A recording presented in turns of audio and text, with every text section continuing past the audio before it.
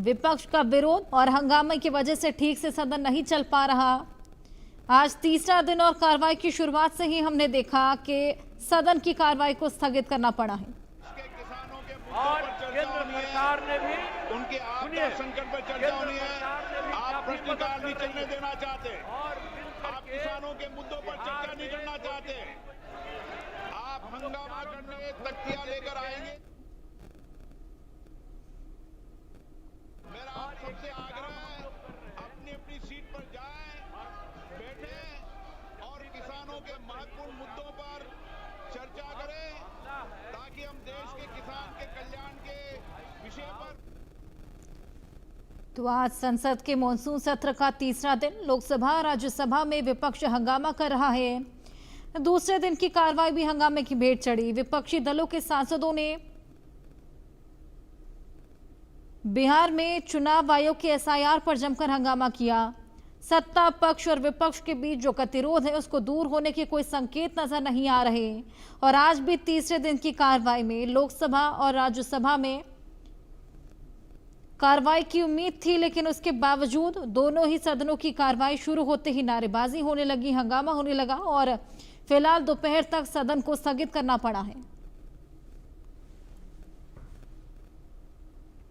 इससे पहले संसद भवन परिसर में विपक्ष का प्रदर्शन देखा गया। काली पट्टी बांधकर प्रदर्शन कर रहे थे विपक्षी सांसद और कुछ ऐसा ही हमने कार्रवाई के दौरान भी देखा। ये दो तस्वीरें आपको दिखा रहे हैं। देखिए किस तरीके से बिहार विधानसभा में भी हंगामा सर को लेकर और दूसरी तरफ संसद के बाहर ये प्रदर्शन, मकर द्वार पर लगातार ये विरोध प्रदर्शन किया जा रहा है काली पट्टी बांधकर।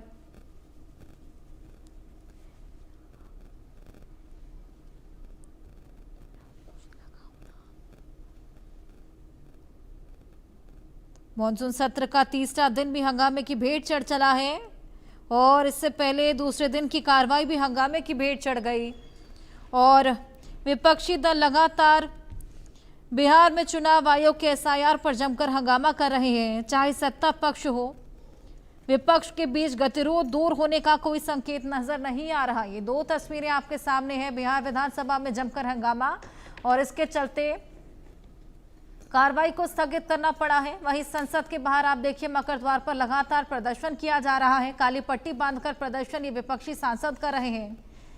इसी के चलते कार्रवाई को 12 बजे तक के लिए स्थगित करना पड़ा है, लेकिन कुछ यूं ही अगर हंगामा चलता रहा तो आज के दिन भी कार्रवाई को स्थगित करना पड़ेगा।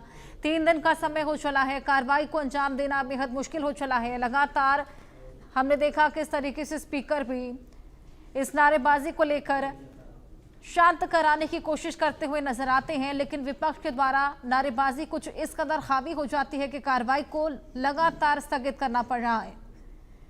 सरकार राजी है, दिन चुन लिया गया है, तब सभी सवालों के जवाब देने के लिए भी सहमति है, लेकिन उसके बावजूद विपक्ष का यह हंगामा, ये समझ पाना मुश्किल कि क्यों जब सरकार तमाम सवालों के जवाब देने के लिए सहमति जता रही है तो उसके बावजूद ये हंगामा क्यों।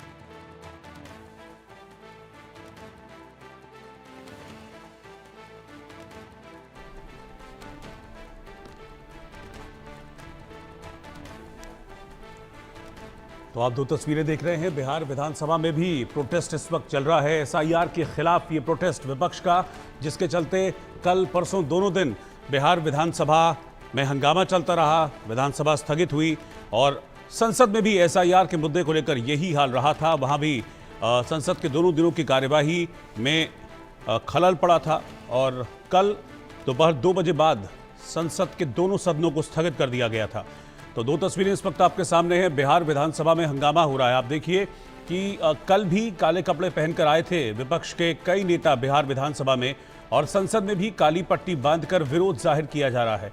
बिहार में चुनाव से पहले जो एसआईआर है उसको लेकर ये विरोध लगातार बढ़ता जा रहा है, और विपक्ष का ये आरोप है कि इस एसआईआर के जरिए वोटर्स को प्रभावित करने की, उनके नाम काटने की ये सरकार की साजिश है, और इसके लिए सीधे तौर पर सरकार को जिम्मेदार ठहराते हुए प्रोटेस्ट हो रहा है। ये दो तस्वीरें, एक तस्वीर बिहार विधानसभा की और दूसरी तस्वीर संसद की। कल भी संसद में प्रोटेस्ट किया गया था, मकर द्वार पर कल भी संसद में प्रोटेस्ट हुआ था सुबह 10:30 बजे, और कई मुद्दों को लेकर सरकार से जवाब मांग रहा है विपक्ष, जिसको लेकर कल प्रोटेस्ट हुआ था। और आज भी संसद के बाहर आप देखिए, संसद परिसर में ही विपक्ष के कई सांसद प्रोटेस्ट कर रहे हैं। तस्वीरों में आपको अखिलेश यादव, धर्मेंद्र यादव नजर आएंगे, और बाकी जो सांसद हैं आप देखिए, किसी ने काला पट्टा लगाया हुआ है, किसी ने काली जैकेट पहनी हुई है और विरोध कर रहे हैं एसआईआर का। तैयार है तो विपक्ष के लोगों को चाहिए उनका उसमें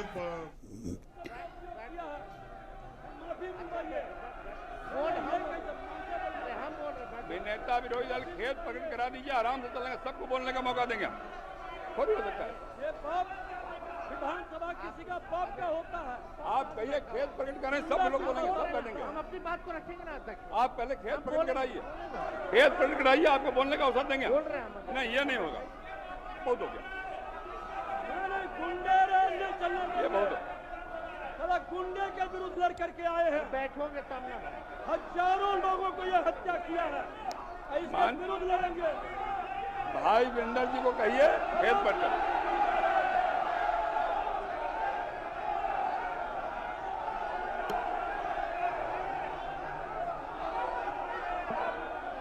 प्रकट करने पहले।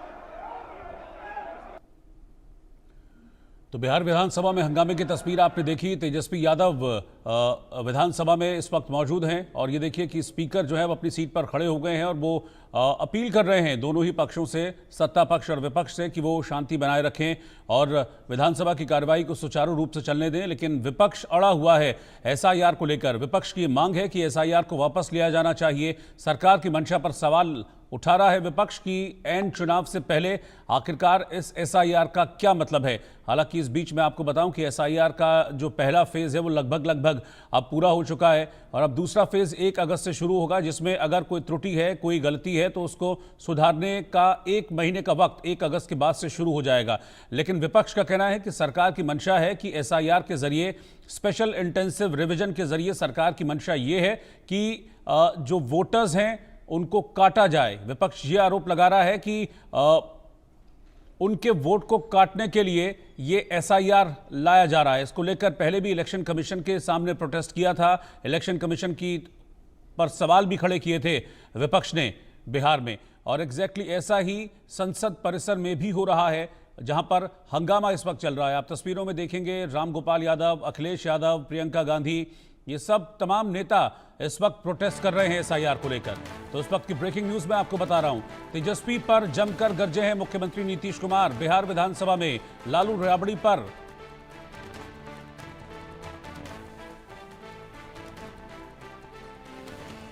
अपनी सरकार की उपलब्धियां गिना रहे हैं नीतीश कुमार। वो कह रहे हैं कि तेजस्वी यादव कुछ भी नहीं कर पाए।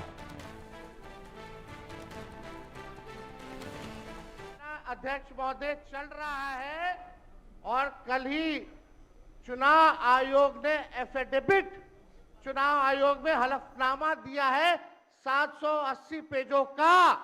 उस 780 पेज में कोई विदेशी, नेपाली, बांग्लादेशी, म्यांमार, घुसपैठे का कहीं भी जिक्र नहीं है, कहीं भी जिक्र नहीं है। तो आप जब इलेक्शन कमीशन नहीं मान रहा है, जब इलेक्शन कमीशन नहीं मान रहा कि कोई घुसपैठिया नहीं है, कोई भी, अरे भाई सुन लो ना, आप अपनी बात कहिए ना, अपनी बात कहिए। कोई बाहर, वही विदेशी के वोट से नरेंद्र मोदी प्रधानमंत्री बन गए, वही विदेशी वोट से नरेंद्र मोदी जी प्रधानमंत्री बन गए। अरे अब तू चुनाव जीत गए। नेता विरोधी दल इधर देख के बात करिए ना, इधर देख के बोलिए, इधर देख के, उधर क्यों देखते हैं आप? इधर देखो यार, इधर क्या देखो। बैठिए प्रेम जी, बैठिए, बैठे मत बोलिए, बैठ जाइए। आप भी बैठे बैठे मत अध्यक्ष बोलिए, महोदय, बोलिए। फरवरी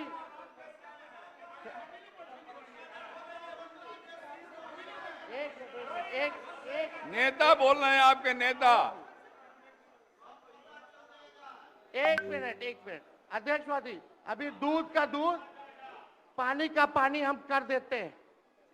अभी सुनो भाई, बीजेपी के